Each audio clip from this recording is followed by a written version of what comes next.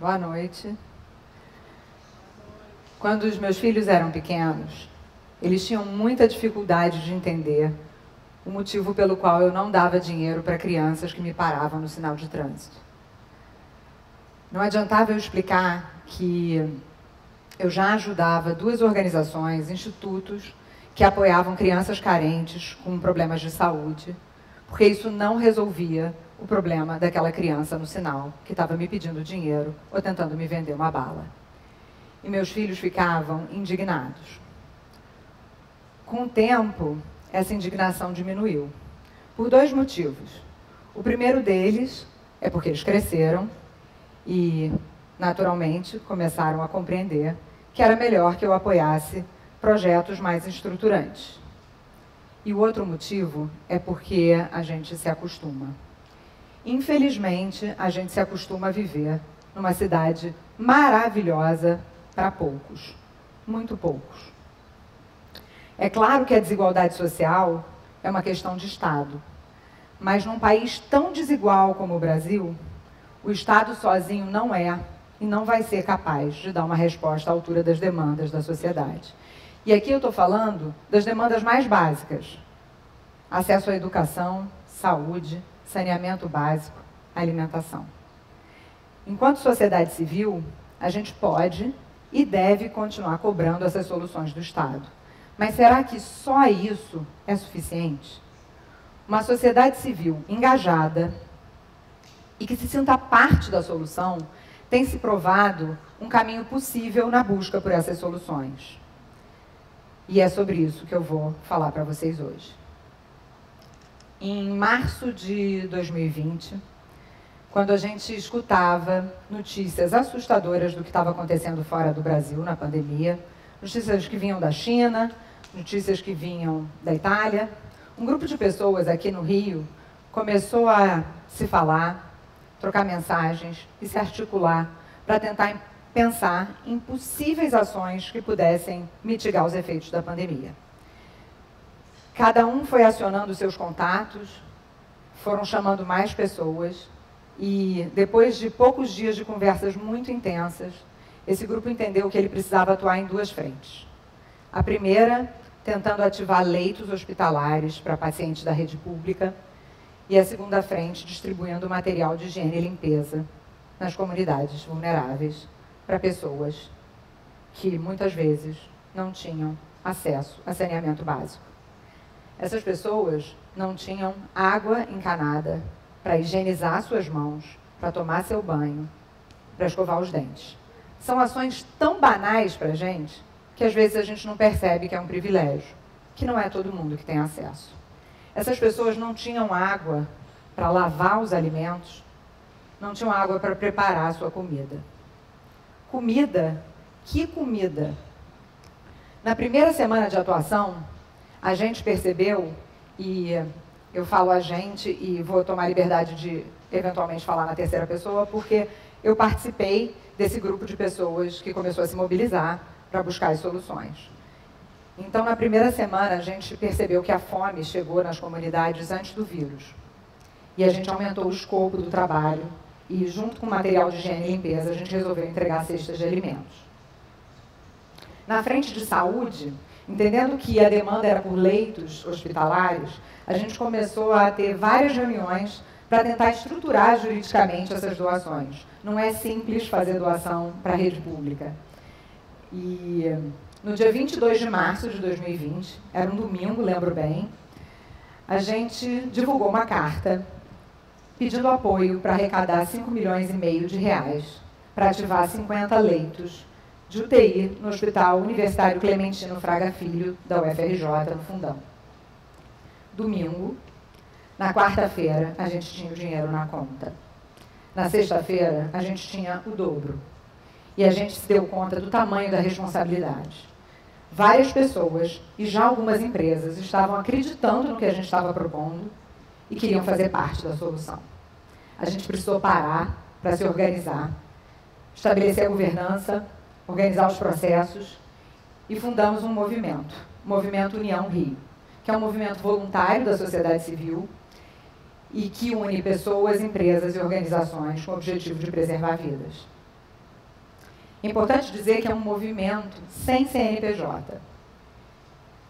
E só foi possível atuar porque nesse primeiro grupo de pessoas, a gente começou com aproximadamente 30 pessoas e a gente chegou a ter mais de 500 voluntários, mas nesse primeiro grupo, a gente contou com 5 gestores de organizações sociais do Rio de Janeiro, que disponibilizaram não só o próprio tempo, mas o tempo dos seus funcionários. Eles disponibilizaram o trabalho das suas instituições. Então, na frente de saúde, o Instituto da Criança ficou responsável por toda a gestão financeira e operacional, cotação de produtos, compras, relatórios, prestação de contas. E o Instituto Desiderata ficou responsável por toda a cotação e logística, quando a gente decidiu que também era importante distribuir equipamentos de proteção individual, os EPIs. Na frente de comunidades, a gente contou com o Instituto FIA, que fez toda a gestão financeira, o Instituto ECLOS, que fez articulação com as comunidades vulneráveis, e o Banco da Providência, que fez todas as compras, foi responsável pela logística e também cedeu seu espaço físico para armazenar os produtos que a gente começou a receber em doação. Porque a gente começou a receber as coisas mais variadas. Álcool em gel, material de higiene e limpeza, a gente recebeu máscaras de tecido, a gente recebeu ovos de Páscoa, enfim.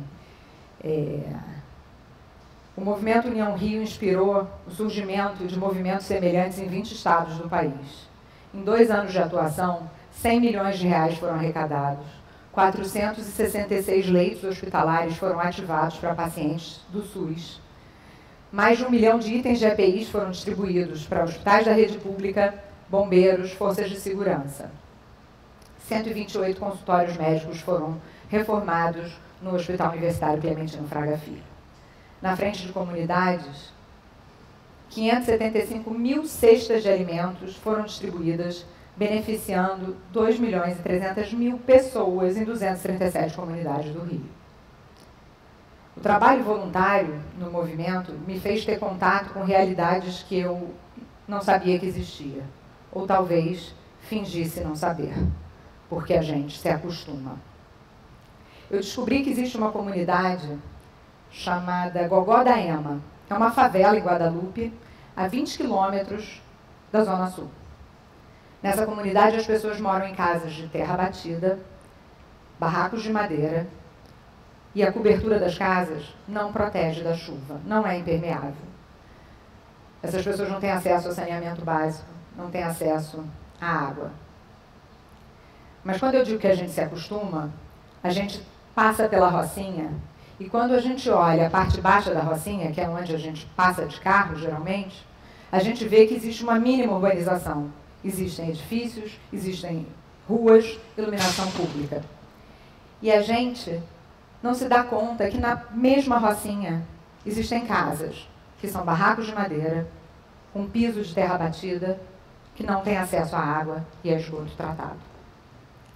Ao mesmo tempo, eu tive a oportunidade de conhecer inúmeros gestores de organizações sociais de base comunitária. Pessoas que usaram a sua indignação e transformaram o entorno onde elas viviam. Elas pegam a indignação e transformam em ação. Vou dar um exemplo de uma moça que é da Chatuba, que fica em Mesquita. Ela teve a vida transformada pela educação. Quando ela era nova, ela era boa aluna e ela ganhou uma bolsa de estudos fora da comunidade. Depois que ela se formou, ao invés de buscar um emprego formal, ela voltou para a comunidade e montou uma instituição que dá aula para crianças da comunidade no contraturno, aulas de reforço, acreditando que ela poderia proporcionar para mais crianças oportunidade de ter a vida transformada pela educação. São inúmeras organizações da sociedade civil que fazem trabalhos espetaculares no Brasil. Elas atuam em diversas causas: educação, saúde, combate à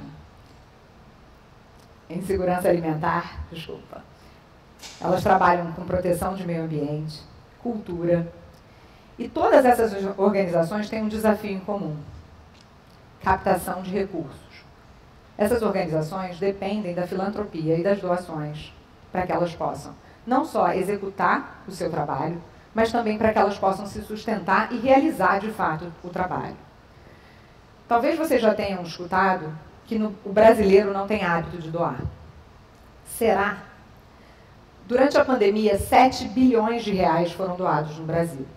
O brasileiro doa sim, em geral, em momentos de crise ou emergências. A gente precisa mudar esse modus operandi para que a gente possa viabilizar o trabalho dessas organizações sociais.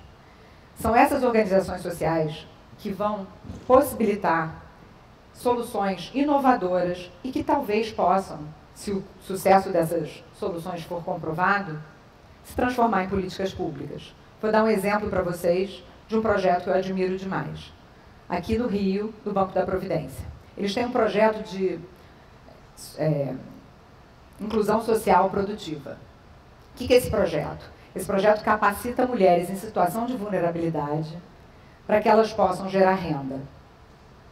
É um projeto, inclusive, que já foi estudo de caso na Universidade de Toronto, e um pesquisador da Universidade de Toronto fez avaliação de impacto desse projeto. Eu vou dar para vocês números do ano passado, 2021. As mulheres que entravam no projeto, a renda média per capita familiar mensal da família dessas mulheres era em torno de R$ 7,70 a R$ 7,80. Média per capita familiar. Tem gente que vive com essa renda no Brasil.